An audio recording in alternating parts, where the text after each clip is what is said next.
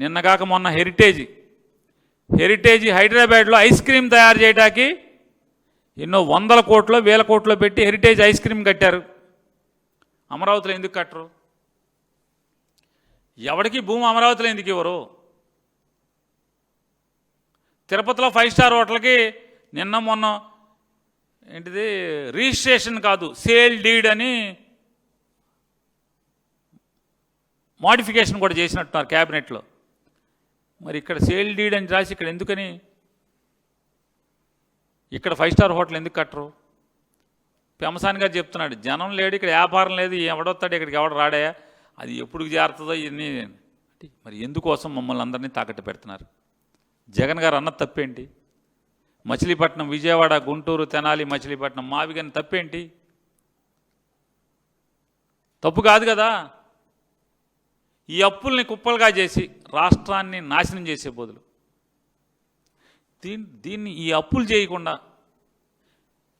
చేయకుండా రాజధానిని 10,000 కోట్లలో నిర్మాణం చేశారనుకోండి, ఏమవుతుంది? చచ్చిపోతారు ఎవరన్నా? చంద్రబాబు నాయుడు గారు మీరు బాగా అప్పులైపోయి ఉన్నారండి, మీకు సంపాదన లేదు. ఇప్పుడు హైదరాబాద్లో కట్టిన ఇల్లు కట్టగలరా మీరు? కడతాడా? కడితే మొహాన్ ఉయిరెవరు? దేశం అంతా అప్పులు, ఇంత పెద్ద డాబా కడతాడు జూబ్లీస్లో అని తిట్టరా అండి? అప్పులోళ్ళు తిట్టరా? జనం తిట్టరా? మీకైతే ఒక న్యాయం, ఆంధ్ర రాష్ట్ర ప్రజలకైతే ఒక న్యాయమా? పిల్లల ఫీజు రీయింబర్స్మెంట్, అరే బీసీ, ఎస్సీ, ఎస్టీ, అగ్రవర్ణ పేదలు ఫీజు రీయింబర్స్మెంట్ ఇవ్వట్లేదు కదా, కాలేజీ ఫీజులు కడతలేదు కదా, మీరు నరకం చూస్తున్నారు కదా తల్లిదండ్రులు. ఎంత పిల్లల చదువు అంటే కడుపులోనేమో వీళ్ళు కూలి పని చేయలేరు, వీళ్ళు చిన్న చిన్న గుమస్తాగిరి చేయలేరు, కడుపును పుట్టిన పిల్లల్ని వీళ్ళతో పాటు మళ్ళీ కూలీలుగా తయారు చేయలేరు, తల తాకట్టు పెట్టి అప్పులు చేస్తున్నారే. ఓట్లు వేయించుకునేప్పుడు ఇన్ని పథకాలు చెప్పావు కదా. నేను నారా చంద్రబాబు నాయుడు గారిని, నారాయణ గారిని అడుగుతున్నా, మీరు అమరావతి ఇన్ని లక్షల కోట్లు ఖర్చు పెడతాం,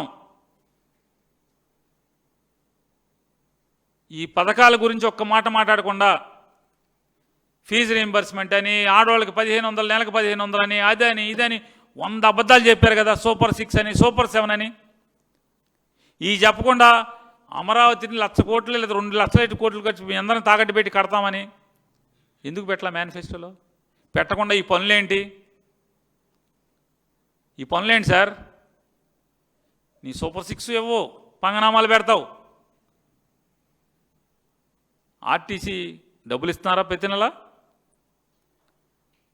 ఫ్రీ బస్ అన్నారు కదా, డబ్బులు ఇస్తున్నారా అంటున్నా.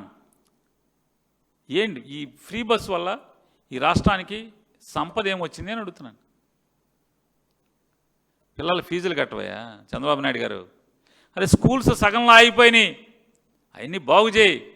ఎంతసేపు జగన్మోహన్ రెడ్డి గారు కట్టిన స్కూల్స్ వేసిన బలాల దగ్గరికి వెళ్ళి మీరు సోకు చేసి ఫోటోలు దిగటం ఎందుకు? తండ్రి కొడుకులు పవన్ కళ్యాణ్ వెళ్ళి కొత్త స్కూల్స్ కట్టండి, పూర్తి చేయండి. ఎందుకు ఈ రాష్ట్రాన్ని నాశనం చేస్తారు? నయా పైసా డబ్బు లేదు. గోతులని జగన్మోహన్ రెడ్డి గారిని అల్లరి చేశారు.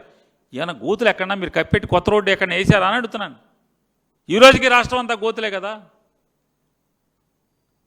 ఈ రోజుకి రాష్ట్రం అంతా గోతులే. పవన్ కళ్యాణ్ గారు మీరు డబ్బాలు కొట్టుకున్నారా? తారు రోడ్డు లేచిపోయిందంటండి, చూసుకోండి వెళ్ళి ఒకసారి. పిల్లలతో షూటింగ్ దిగటం, ఫోటోలు దిగటం కాదు, ఆ రోడ్లు లేచిపోయిందంట మొత్తం అంతా.